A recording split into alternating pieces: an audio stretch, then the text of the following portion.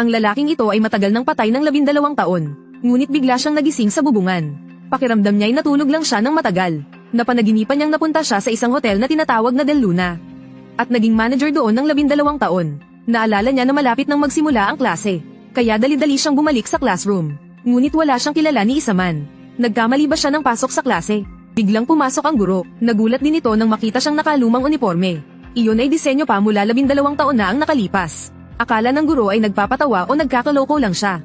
At tatawagin na sana ang guard. Nang makita ng lalaki na hindi maganda ang sitwasyon, nagmadali siyang tumakbo palabas ng gusali. Paglingon niya, ipinakita sa petsa na taon na pala ay 2017. Hindi ba't dapat ay 2005 pa lang? Paano nangyari na natulog siya ng 12 taon?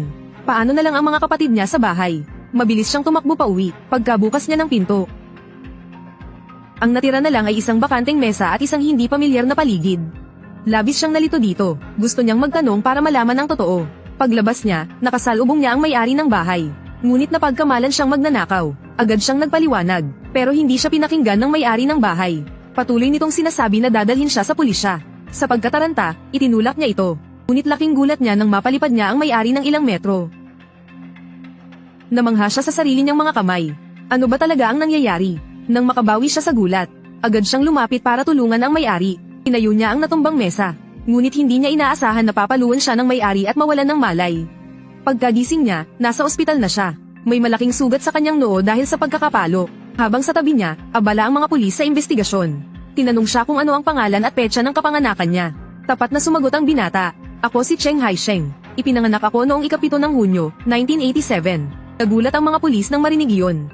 Kung 1987 ka ipinanganak, dapat 31 ka na ngayon. Niloloko mo ba ako? Sa mga sandaling iyon, natapos ng balutan ng nurse ang kanyang sugat. Sinabi ng nurse na may 30 tahi sa kanyang noo.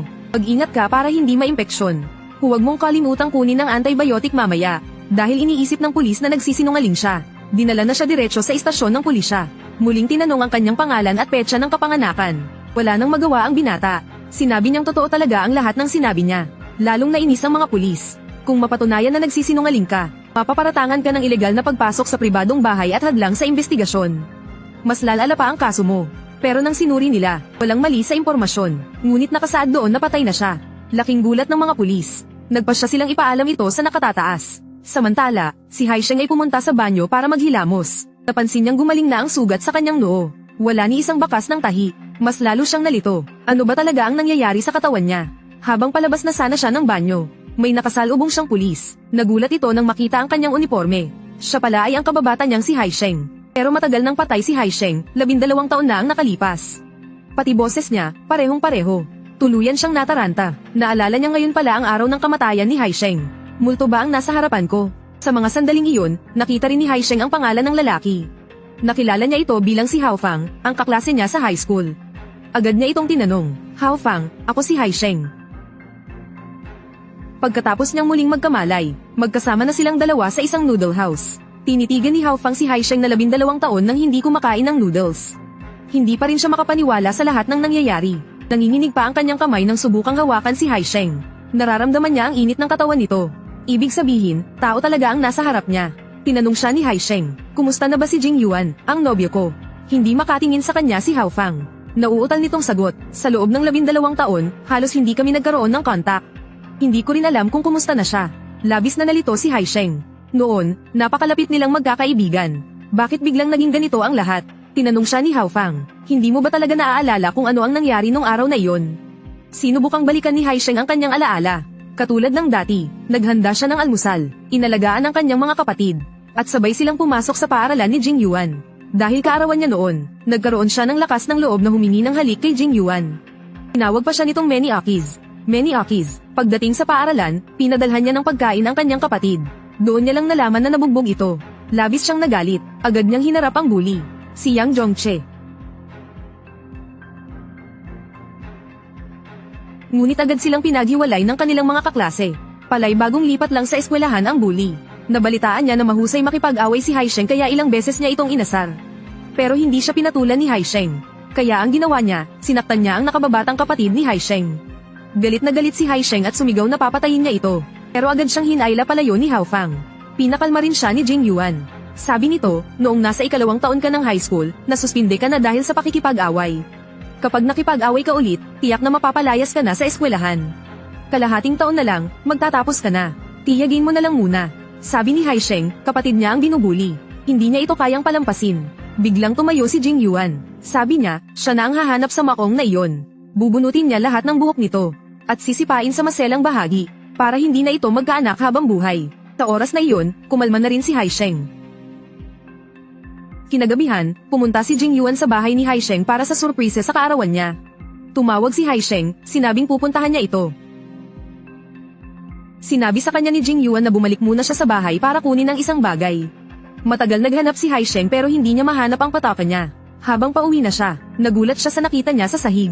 Ang bully na nakasagupa niya kanina, nakahandusay sa sariling dugo. Chinik niya kung buhay pa ito. Nang makita niyang buhay pa, agad siyang sumakay ng bisikleta para humingi ng saklolo. Habang dumadaan siya sa isang kanto, biglang doon lang niya napagtanto, patay na pala siya mula 12 taon na ang nakakalipas. Kaya nanatili pa rin siyang mukhang high school student. Agad niyang hinawakan si Hao Fang at tinanong, Hao Fang, sabihin mo nga sa akin ang totoo. Ano ba talaga ang nangyayari? Ipaliwanag mo sa akin lahat. Ano ba ako? Multo ba ako? Isa ba akong kaluluwa, ha? Hindi niya matanggap ang katotohanan. Kaya sumigaw siya ng malakas upang mailabas ang sama ng loob. Ngunit hindi niya inaasahang mapatigil niya ang kuryente sa paligid. Tinanong niya si Hao Fang kung kumusta na ang pamilya niya. Sabi ni Hao Fang, halos hindi na sila nagkakaroon ng contact. Pero alam niya kung saan nagtatrabaho ang kapatid ni Haisheng. Sinamahan niya si Haisheng papunta doon. Habang naghihintay sila sa baba ng gusali, bigla nilang nasalubong ang dating kaklase nilang si Xiaomei. Nang makita ni Xiaomei si Haisheng na matagal nang patay, natakot ito at nawalan ng malay. Dali-daling dinala ni Hao Fang si Haisheng para magpalit ng damit. Baka kasi may iba pa silang matakot.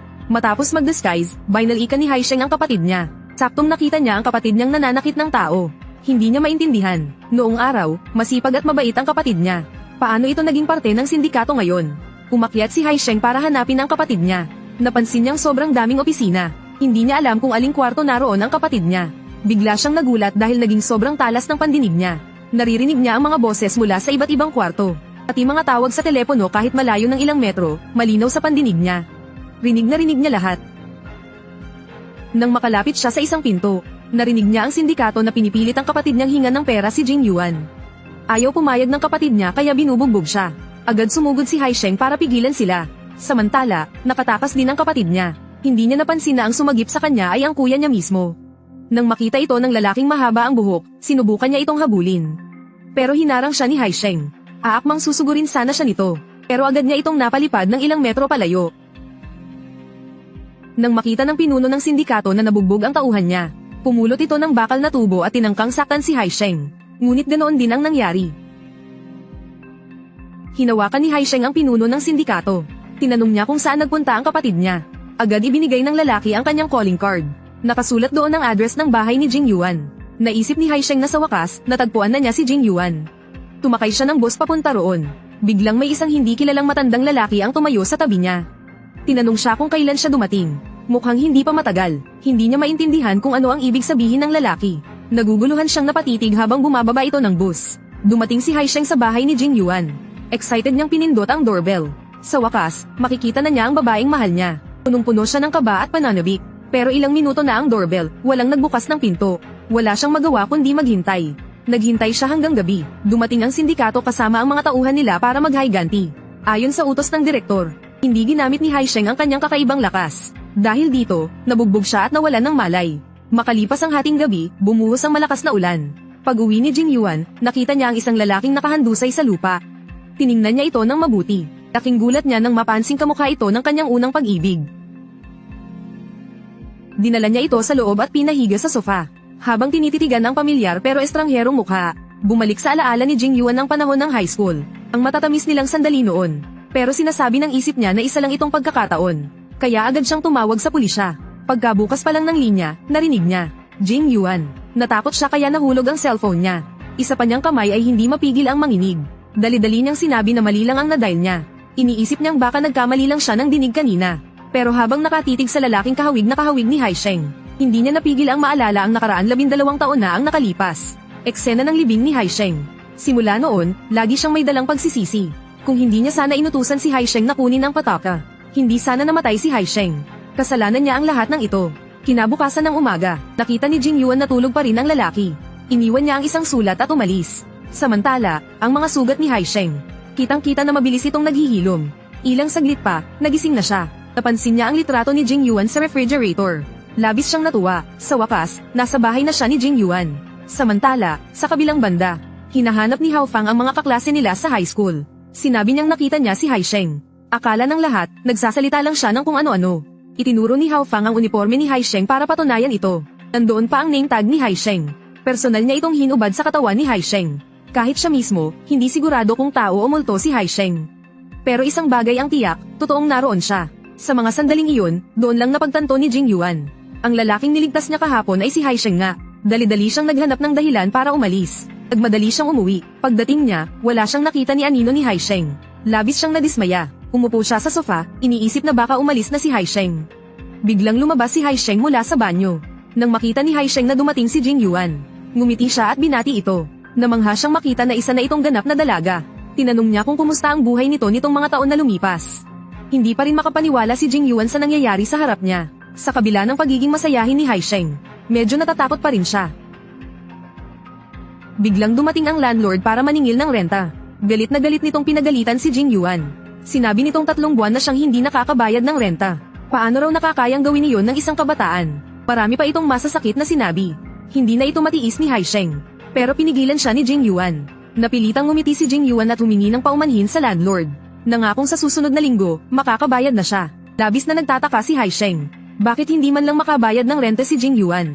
Pati pala may utang pa siya sa mga loan shark. Wala namang ipinaliwanag si Jing Yuan. Lumabas si Haisheng para pag-isipan ang sarili niyang asal. Na-realize niyang medyo naging mabigat ang tono niya kanina. Lahat naman ng tao ay may pinagdaraanan. Bumili siya ng 2 ice cream stick para humingi ng tawad kay Jing Yuan. Pero pagbalik niya, nakita niya si Jing Yuan na masayang nakikipag-usap sa isang lalaki. Agad siyang nakaramdam ng sakit sa dibdib. Boyfriend ba yun ni Jing Yuan? Pagbalik niya sa bahay, humingi siya ng tawad kay Jing Yuan. Sabi niya, nung nakita niya si Jing Yuan, pakiramdam niya, parang isang araw lang ang lumipas. Wala siyang ideya sa nangyari sa loob ng 12 taon. Naiintindihan naman siya ni Jing Yuan. Nagbiro si Haisheng. Yung araw na pinapunta mo ako para kunin ang pataka. Sinadya mo ba akong i-trap? Baka naman wala talagang pataka noon. Sige, humingi ka ng tawad sa akin ngayon. Hindi niya inakalang sobrang magagalit si Jing Yuan sa narinig. Bumalik ka lang ba para pilitin akong humingi ng tawad? Kung ganun, umalis ka na lang. Ayokong makita ka ulit. Wala nang nagawa si Haisheng. Hindi niya maintindihan kung bakit ganito kalaki ang galit ni Jing Yuan. Pagsapit ng alas 12 ng hating gabi, napansin ni Haisheng na hindi pa rin umuwi si Jing Yuan. Binuksan niya ang pinto para hanapin ito. Sakto namang nasalubong niya ang kapatid niyang naniningil ng utang. Natakot ito at agad na tumakbo palayo. Sa pagmamadali, nadapa siya sa hagdan. Agad siyang nahabol ni Haisheng. Lumuhad siya sa sahig at nagmamakaawa. Nakiusap siya sa kanyang kuya na bumalik na agad.